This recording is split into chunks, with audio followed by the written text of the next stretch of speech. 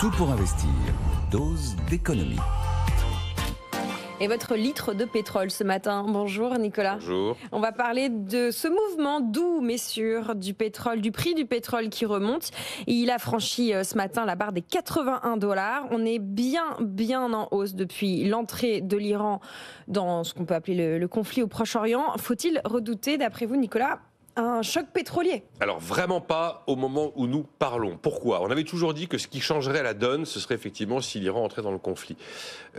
L'Iran aujourd'hui est le 9e producteur mondial de pétrole. Ils sortent 4 millions de barils jour sur une consommation mondiale de 102 millions de barils. Il y en a 2 millions qui sont consommés par les Iraniens, logique, et 2 millions qui sont vendus principalement à la Chine. Si d'aventure l'offre iranienne venait à manquer, il est évident que, par exemple, ne serait-ce que l'Arabie Saoudite à elle seule a la possibilité de compenser les 2 millions de barils manquants. Et de toute façon, les pays non OPEP compenseraient. Donc, il y a peu de chances, si vous voulez, que la simple production iranienne manquante à l'appel produise une envolée des prix du baril. À l'inverse, on avait toujours dit, ce qui provoquerait une envolée des prix du baril, ce serait si l'Iran décidait la fermeture du détroit d'Ormuz.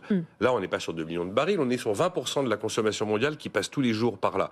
Là, si c'est pour des raisons militaires, il y a peu de chances que ça se produise. Probablement que les Américains interviendraient. Mais là, oui, là, on aurait un baril tout de suite à 130, 140 $ le baril. Et on pourrait commencer à parler de choc pétrolier. Et puis en plus, le petit coup de chaud d'hier n'est pas uniquement lié à des phénomènes géopolitiques. Il est lié aussi à l'arrivée d'un violent ouragan qui va frapper la côte sud des États-Unis et la Floride notamment, et qui a actuellement traversé le Nouveau-Mexique. Bon, il a été rétrogradé en catégorie 4, sachant que la catégorie 5 était au début celle qui lui avait été attribuée, et c'est la plus forte catégorie. Et là, bon, il y a des inquiétudes, notamment des menaces sur des infrastructures pétrolières offshore qui sont au sud de la Nouvelle-Orléans. Et là, on n'est pas sur un sujet qui serait géopolitique. Bon, vous nous dites pas de choc pétrolier à redouter. Qu'est-ce qui nous protège d'un nouveau choc sur les prix du pétrole? Eh bien, on a plusieurs fondamentaux de marché qui, a priori, pour l'instant, nous mettent à l'abri. D'abord, vous regardez la demande, le consommateur chinois n'est pas revenu. L'absence du consommateur chinois sur les équilibres ou déséquilibres du marché pétrolier, c'est à peu près le même effet qu'une crise militaire au Proche-Orient. C'est vraiment énorme, voilà. Donc le consommateur chinois n'est pas là, donc la demande n'est pas au rendez-vous. Après, l'offre est surabondante.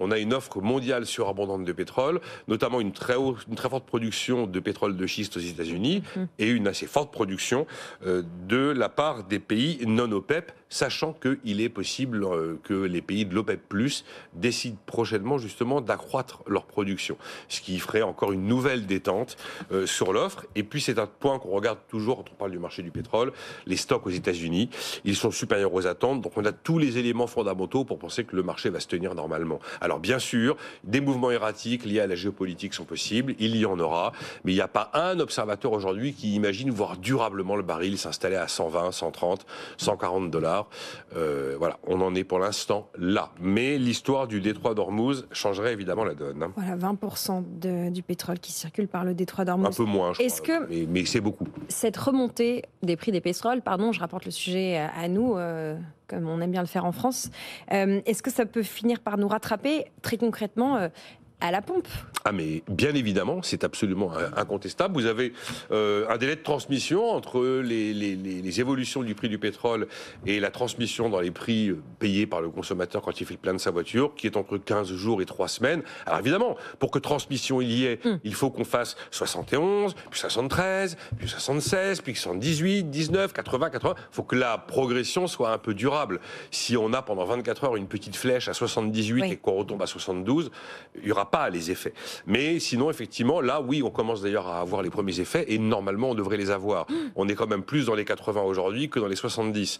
Et ce qui se passe au Proche-Orient, même si le détroit d'Ormuz n'est pas freiné, ça a quand même un impact. Après, je rappelle toujours que le baril de brut, vous prenez 1 € de carburant, 30 centimes, c'est le baril de pétrole, 10 centimes, c'est la partie raffinage et distribution, et 60 centimes, ce sont les fameuses taxes. On est très bon pour les taxes, c'est pour ça que c'est plus cher chez nous qu'en Espagne.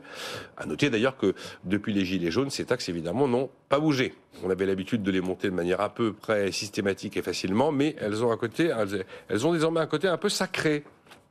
Voilà. Merci beaucoup Nicolas sur cette explication. Pourquoi le pétrole fait-il de nouveau des siennes, si on peut formuler ça ainsi. Nicolas Dose, tous les jours dans Les Experts de 9h à 10h et puis juste après vers 10h35 dans Tout pour investir, à tout moment en podcast, en replay et aussi sur YouTube. Vous savez, nous avons une chaîne BFM Business, vous êtes nombreux à nous suivre, vous participez à la discussion dans l'espace commentaire en dessous des chroniques de Nicolas.